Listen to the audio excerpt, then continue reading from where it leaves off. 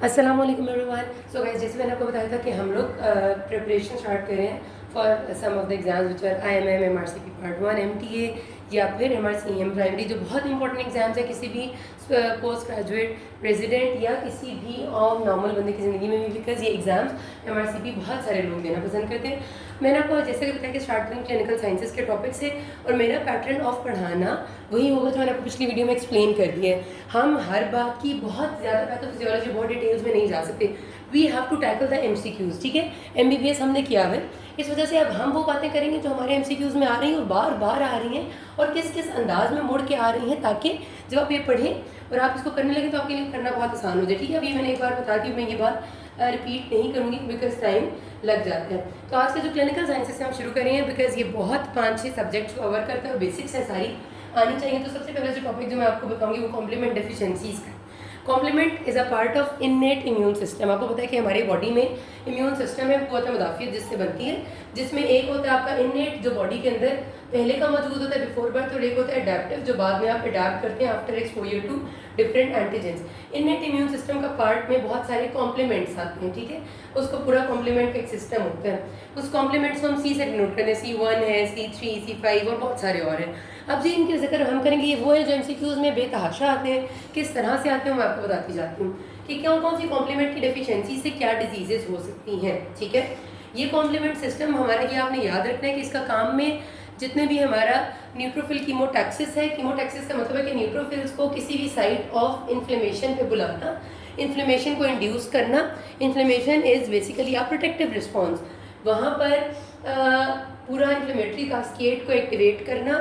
उसके अलावा आपने ये भी पढ़ा हुआ है, ऑप्सोनाइजेशन होती है अगेंस्ट बैक्टीरिया, उसको करना, और बहुत सारी ऐसी चीज़ें जो हमारी बॉडी को बहुत सारे फॉरेन एजेंट से प्रोटेक्ट करती हैं, उन कामों में पार्ट लेना इन कॉम्प्लीमेंट्स का काम है। और खास कॉम्प्लीमेंट्स खास बीमारियों से ज़्यादा रिलेटेड हैं। तो जो हमारे MCQs में आ रहे हैं उसमें सबसे पहला और सबसे इंपॉर्टेंट है C1 इनहिबिटर प्रोटीन, C1INH, ठीक है। ये इतना ज़्यादा इंपॉर्टेंट है कि ये MCQ मैंने कोई मतलब इतनी दफ़ा देखा है कि मैं शायद गिनती भी नहीं है, प्रॉबेबली 30 टाइम्स। तो एक क्लिनिकल साइंसेज के MCQ में से एक चीज़ पे अगर MCQ 20 to 30 टाइम्स आ रहा है तो मतलब ये कि ये बहुत ज़्यादा इंपॉर्टेंट है और इतना ज़्यादा सिंपल है कि वो सिंपली आपको एक सिनेरियो देते हैं कि ये पेशेंट आया है जिसको रिकरेंटली हमेशा से किसी भी बात पे एकदम से उसे स्टार्ट हो जाती है बॉडी में स्वेलिंग, और after exposure to any small सा एंटीजन, जो कि कोई एंटीजन भी नहीं होगा, ठीक है, बॉडी में स्वेलिंग स्टार्ट हो जाती है, और या फिर लिप स्वेल के हो जाते हैं, एलर्जिक रिएक्शन हो जाते हैं। तो कौन सा पर्टिकुलर कॉम्प्लीमेंट है जिसकी डेफिशिएंसी से ये होता है, तो वो जो पर्टिकुलर कॉम्प्लीमेंट है वो C1INH है, ठीक है। ये याद रखना है, hereditary angioedema is a disease जिसमें जेनेटिकली ये C1INH की कमी होती है बॉडी में, जिससे पेशेंट्स बार बार आप समझ लें एलर्जिक रिएक्शन की तरह प्रेजेंट करते हैं। बट इसको बहुत ज़्यादा इंपॉर्टेंट इसलिए मैं इंपॉर्टेंस नहीं, बिकॉज इसको एनाफाइलेक्टिक रिएक्शन से डिफ्रेंशिएट करना है, ठीक है। एनाफाइलेक्टिक रिएक्शन तब होगा जब एनाफाइलेक्टिक रिएक्शन हमेशा वीजिंग हो करता है, बहुत ज़्यादा वीज का मतलब है सीटियों की आवाज़ आना, BP को लोअर डाउन कर देते हैं, हाइपोटेंशन हो जाती है एनाफाइलेक्सिस के साथ, एंड टैकीकार्डिया हो जाता है, ठीक है। C1INH की डेफिशिएंसी से जो हेरिडिटरी एंजियोएडेमा है, इसमें BP कम और टैकीकार्डिया नहीं होगा। अगर आपके पास सिनेरियो में आता है कि पेशेंट का BP कम है और हार्ट रेट ज़्यादा है, मतलब इसे 70-50 BP था और बहुत तेज़ उसका हार्ट रेट हो गया आफ्टर एक्सपोजर टू एंटीजन और बहुत वाइड स्प्रेड वीज स्टार्ट हो गया, तो ये एनाफाइलेक्टिक शॉक का पेशेंट है, वो आपका हेरिडिटरी एंजियोएडेमा का। हेरिडिटरी एंजियोएडेमा का बस ये होगा एक्सपोजर टू एंटीजन के साथ बार बार की हिस्ट्री होगी कि हर दफ़ा उसको ये हो जाता है और उसको कोई डिजीज़ है और उसमें किस कॉम्प्लीमेंट की डेफिशिएंसी है। होता क्यों है? Wide spread release of bradykinin, again an important thing. ये सवाल भी कई दफ़ा आता है। ब्रेडिकाइनिन आपका पता है कि एक मीडिएटर है जो कि मास डीग्रेनुलेशन कराते हैं और सारे जो एलर्जिक सिम्टम्स हैं वो आ जाते हैं, ठीक है। तो ब्रेडिकाइनिन के रिलीज की वजह से हेरिडिटरी एंजियोएडेमा होता है। ये 2 MCQs आपके हैं जो कई दफ़ा आएंगे, कई अंदाज से आएंगे, ठीक है।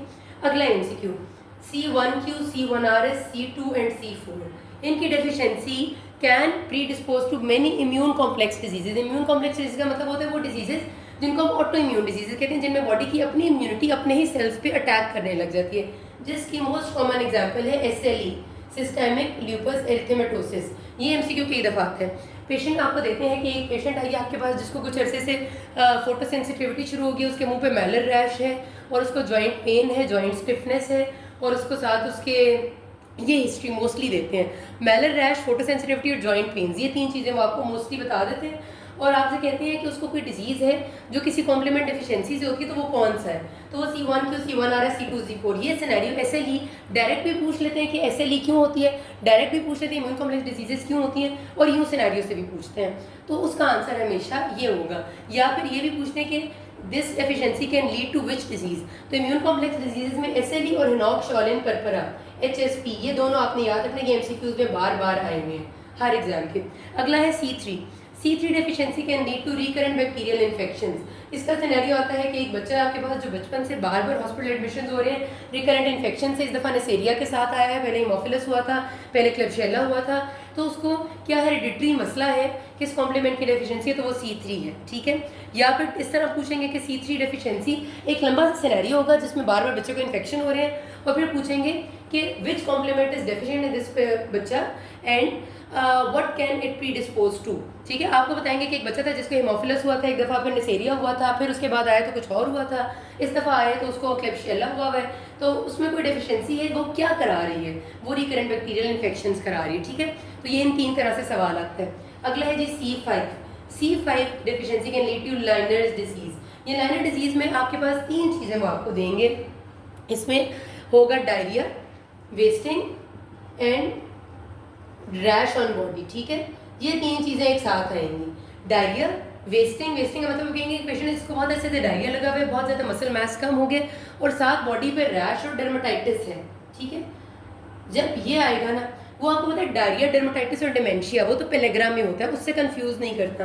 वो आपसे इसमें पूछेंगे कि कौन सी डिजीज़ है जो किसी कॉम्प्लीमेंट डेफिशिएंसी कर देती है, तो वो लाइनर डिजीज़ और C5 कर देती है। ये तीनों चीज़ें होंगी इसमें, बस और कुछ भी नहीं। Then the next is C5 to C9 का जब वक्त आता है तो वो आपको MCQ में कहते हैं कि मेम्ब्रेन, आपका एक पेशेंट है जो कि आया इस दफ़ा photophobia, neck stiffness, high grade fever के साथ, और उसकी बॉडी पे वाइड स्प्रेड रैश है और उसमें आपको लैब्स दे देंगे या फिर कभी कभार LP की रिपोर्ट दे देंगे जिसमें पता चल रहा होगा कि बैक्टीरियल मेनिंजाइटिस है। तो किस कॉम्प्लीमेंट की डेफिशिएंसी से वो होता है, तो C5 to C9। Membrane attack complex एक ऐसा कॉम्प्लेक्स है जो बॉडी में एक इम्यूनिटी बनाता है। बेसिकली इससे ज़्यादा डिटेल में भी हम जा नहीं सकते, ये समझ लें कि अगर ये ख़राब होगा तो डिसेमिनेटेड गोनोकोकल इन्फेक्शंस यानी नेसेरिया, मेनिंजाइटिस जो मेनिंजाइटिस होता है उसकी वजह से जो डिसेमिनेटेड गोनोकोकल इन्फेक्शंस हैं वो बार बार होंगे, ठीक है। ये किसकी वजह से होता है, नेसेरिया की वजह से।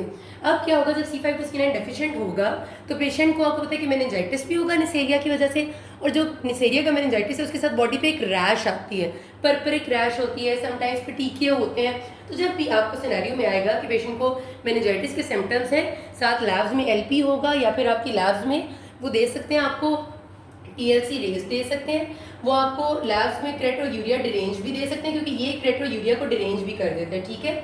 और साथ वो आपको रैश बॉडी पे ज़रूर बताएंगे, तो उसमें डेफिशिएंसी किसकी, C5 to C9। कभी कभार सिनेरियो ही आता है लेकिन C5 to C9 नहीं लिखा होता, सिर्फ C5 लिखा होता है, तो आपने C5 को चूज़ करना है। यहाँ पर ये बात खत्म होती है, आपके बहुत ज़्यादा MCQs आते हैं, अच्छे से करना, किसी कोई मसला हो गया ना, थैंक यू।